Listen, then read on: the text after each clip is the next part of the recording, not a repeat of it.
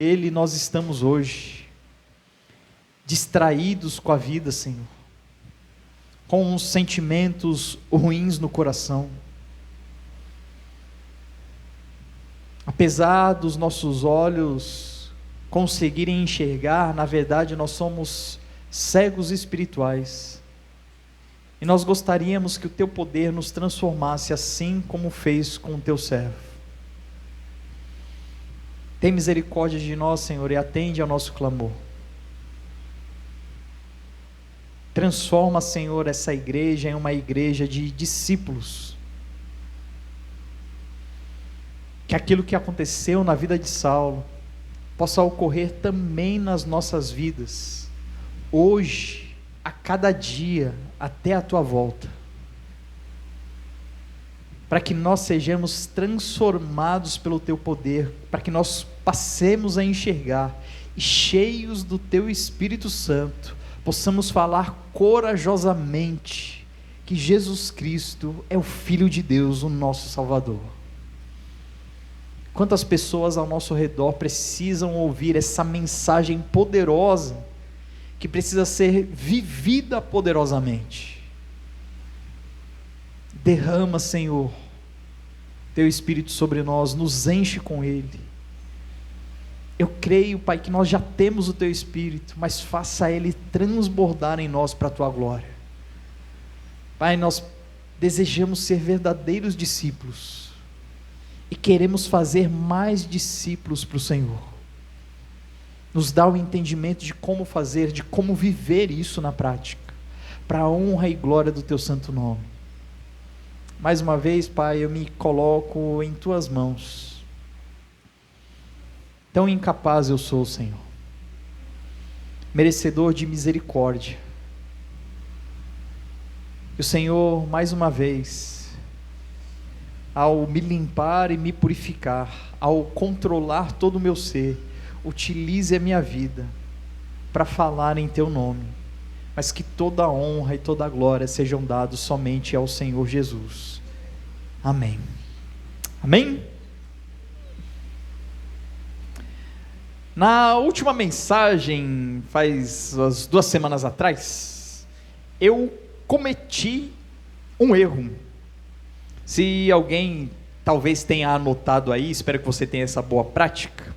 Eu falei que o capítulo 9 de Atos, que a conversão de Saulo acontecia cerca de 2 anos depois da morte e ressurreição de Jesus Cristo. Mas, na verdade, o calendário que eu estava usando, ele não estava entendendo que a morte e ressurreição era no ano 33, e sim no ano 30. Portanto, capítulo 9 de Atos faz 5 anos que Jesus já tinha morrido, sido sepultado, ressuscitado e ido para o céu. Amém? Nesses 5 anos, o que aconteceu? A igreja em Jerusalém começou a crescer, somente com judeus. Aquilo começou a tomar uma proporção tão grande, porque a ação do Espírito Santo era extraordinária. A igreja caiu nas graças do povo, todo mundo só falava disso.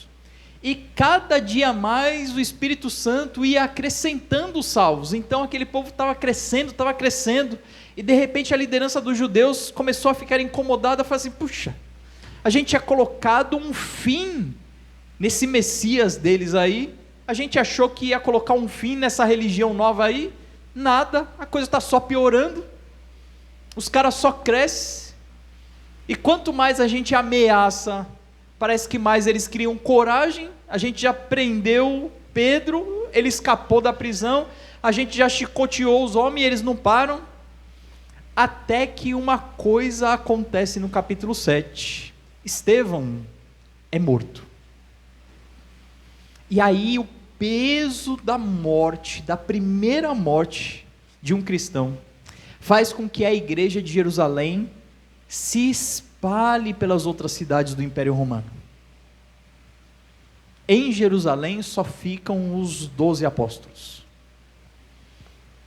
Quem presenciou e quem tinha autoridade para dar aval, para dar autorização da morte de Estevão, era esse homem chamado Saulo.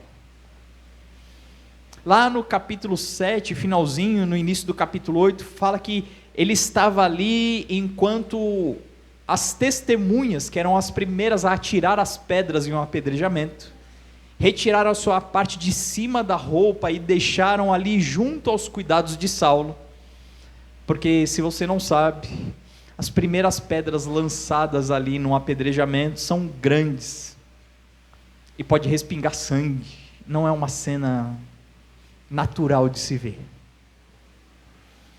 Quando chegamos no capítulo 9, e isso tudo ainda é muito recente, o verso 1 começa dizendo que Saulo ele estava respirando ainda ameaças e mortes contra os discípulos do Senhor. Já sentiu raiva de alguém? Quem está sentindo raiva de alguém agora? Não levanta a mão não, tá bom?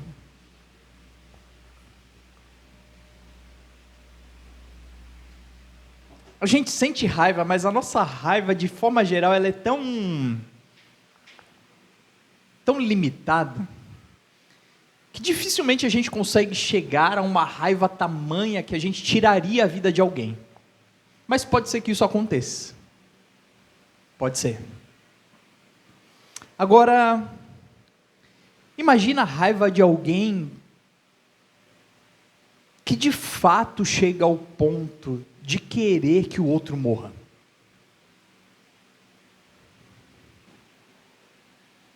Uma coisa é você sentir esse sentimento, sabe, no fundo do coração. Outra coisa é você chegar a observar isso acontecendo. Talvez alguns de nós já tenha visto alguém morrer, sei lá, num acidente, talvez num vídeo, pessoalmente é muito raro. Mas você já viu alguém ser assassinado na sua frente? Já imaginou o impacto que aquela cena deveria ter sobre você? Agora você imagina Saulo. Saulo ele tinha uma ira profunda contra os discípulos de Jesus.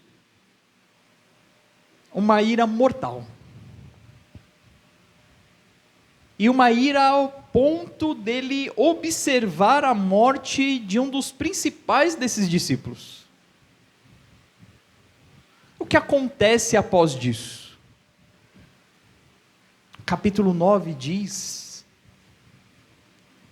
que a raiva, a repulsa, o ódio e a vontade de matar ainda mais cristãos aumentou na vida de Saulo.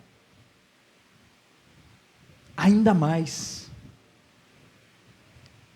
Verso 1 diz que ele ficava respirando ameaças e morte contra os discípulos do Senhor. Paulo não tinha ficado saciado com a morte de Estevão. Ele desejava ver ainda mais mortes. O que ele obteve naquele fato foi um prazer que ele queria ter de novo, de tamanho que era o ódio que ele tinha. Não é à toa que o texto diz que quando Deus fala ali com Ananias, Ananias diz: Senhor, tem certeza? Saulo não é uma pessoa que você gostaria de atravessar na frente dele, há cerca de 2000 anos atrás. Saulo não pensaria duas vezes em tirar a sua vida. Esse é o homem que a gente está estudando. Essa é a realidade dele. E o texto diz claramente que essa raiva toda era canalizada em um grupo específico, discípulos do Senhor. Você é discípulo do Senhor, amém? Será que 2000 anos atrás você seria? Será que em alguns lugares do mundo hoje você seria? Observe que o verso 1 diz que ele voluntariamente dirigiu-se ao sumo sacerdote e pediu cartas para Damasco, para as sinagogas, a fim de que se ele encontrasse alguém no caminho, do caminho, quer homens, quer mulheres, os conduzisse preso a Jerusalém. Nesse tempo aqui, o cristianismo era chamado de a seita do caminho, como se fosse uma vertente do judaísmo. Observa que a ânsia dele por morte era tamanha, que ele pediu autorização dos principais sacerdotes, para que ele tivesse o mesmo poder que ele teve diante lá de Estevão em Jerusalém, que ele tivesse também em Damasco e em outras cidades, para que ele pudesse chegar nas sinagogas e mandasse prender quem falasse em nome de Jesus, e se necessário for, tirar até a vida dessas pessoas, porque o texto diz que ele estava respirando ameaças e morte contra os discípulos de Jesus. Uma pessoa com o coração tomado de ódio, que tem prazer na morte do outro, estava voluntariamente dedicado a perseguir os discípulos do Senhor Jesus. É esse homem que tem esse encontro no caminho de Damasco. Eu vou parar agora, nós vamos fazer uma oração, a gente faz um intervalo, daqui a pouco a gente volta. Amém? Senhor Jesus, para nós é incompreensível, por que o Senhor ama pessoas desse jeito? Mas o que nós precisamos, além de compreender essa realidade, é ter esse mesmo amor no nosso coração, pelas pessoas que estão ao nosso redor, não somente aquelas que nos amam, que nos consideram, mas até aquelas que nos odeiam, para que elas também possam ser alcançadas por Cristo Jesus, transformadas por Ele, sejam também teus discípulos. Transforma a tua igreja em uma igreja que discipula. É em nome de Jesus que nós oramos. Amém. Irmãos,